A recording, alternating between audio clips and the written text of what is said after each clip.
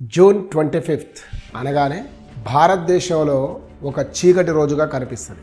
కారణం 1975 జూన్ 25న భారత ప్రధానమంత్రి శ్రీమతి ఇందిరాగాంధీ గారు, భారత హోం మంత్రి కాసు బ్రహ్మానందరెడ్డి, భారత రాష్ట్రపతిగా ఉన్న ఫక్రుద్దీన్ అలీ వీళ్ళందరూ సమక్షంలో భారతదేశంలో ఎమర్జెన్సీ అంటే అత్యవసర స్థితి అనే దాన్ని విధించడం జరిగింది. దీన్నే మనం నేషనల్ ఎమర్జెన్సీ అంటాం.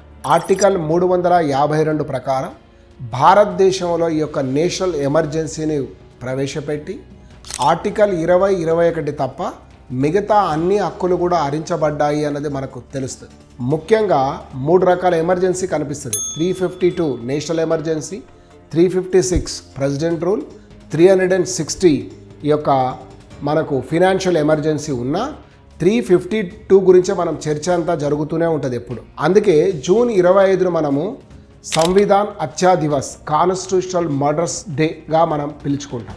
కారణం ఒక డెమోక్రటిక్ స్టేట్, ఒక అథారిటేరియన్ స్టేట్గా ఎట్లా మారిపోయింది, ఇందులో చాలా అరాచకాలు జరిగి యాక్టివిస్టులు, అనేక మంది యువకులు వాళ్ళ ప్రాణాలను కోల్పోయారని ఒకవైపు, లేదు దేశంలో ఒక అంతర్గత కల్లోలాన్ని నిర్మూలించడానికి ఆ రోజు శ్రీమతి ఇందిరాగాంధీ గారు గొప్ప సాహసోపేతమైన నిర్ణయం తీసుకున్నదని మరొక వైపు. సో ఎనీవే ఏదేమైనా ఈరోజు మాత్రం దాన్ని కాన్స్టిట్యూషనల్ మర్డర్స్ డేగా మనం సెలబ్రేట్ చేసుకుంటున్నాం. Thank you all.